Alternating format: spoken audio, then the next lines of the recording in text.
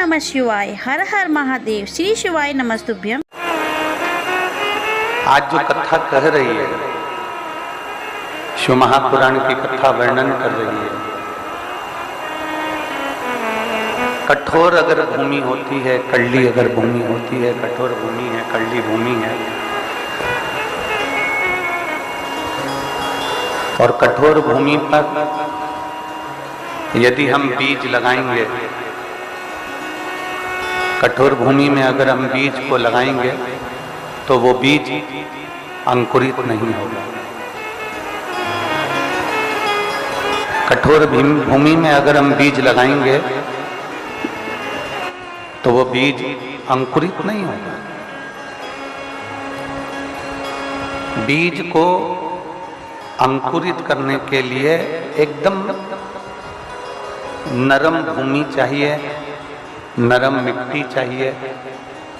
नरम भूमि होगी, नरम मिट्टी होगी तो उसमें बीज अंकुरित हो जाए।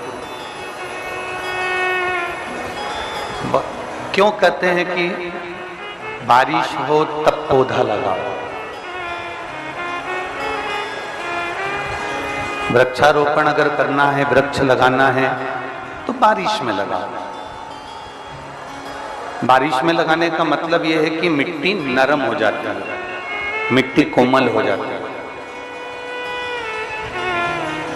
और मिट्टी अगर नरम हो गई, मिट्टी अगर कोमल हो गई तो उसमें बीज अंकुरित हो सकते। नरम मिट्टी के अंदर, नरम भूमि के अंदर बीज को डाला गया और वो बीज अंकुरित हो गया। सोयाबीन लगाने वाले, गेहूं लगाने वाले, धान लगाने वाले, सब्जी लगाने वाले, ये सब पहले जमीन को नरम कर लेते हैं और जमीन को नरम करने के बाद फिर उसमें बीज डालते हैं। क्योंकि जमीन अगर नरम हो जाएगी तो फिर बीज को अंकुरित होने में देरी नहीं लगेगी। उसी तरह जैसे जमीन को नरम किया गया, उसी तरह जैसे जमीन को नरम करा गया तब बीज अंकुरित हुआ। आपके भीतर भी जिस दिन नम्रता आ जाए, आपके भीतर भी जिस दिन नम्रता का भाव आ जाएगा, आपके भीतर भी जिस दिन कोमलता का भाव आ जाएगा, आपके भीतर भी आप नम्रता को धारण कर लेंगे और शिव भक्ति का बीज यदि आपके दिल में, इस मन में रम गया तो निश्चित है कि वो भी अंकुरित जरूर होगा और शंकर को जरूर मिलेगा।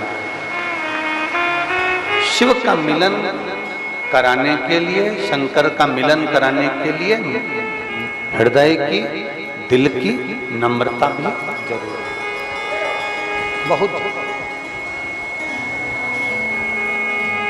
जब हमारे भीतर नम्रता नहीं होती, हमारे भीतर जब नम्रता होती नहीं, हमारे भीतर जब नम्रता नहीं होती, हम किसी के लिए अच्छा ना सोचें और ये विचार करें कि हमारा भला हो जाए, तो शिव महापुराण की कथा कहती है जिस दिन हम दूसरे का भला करने का विचार करते हैं, जिस दिन हम दूसरे का भला करने की सोचते हैं, जिस दिन हम दूसरे का भला करने का मन में भाव उत्पन्न करते हैं, उस दिन हमारा अपने आप भला होना प्रारंभ हो जाता है।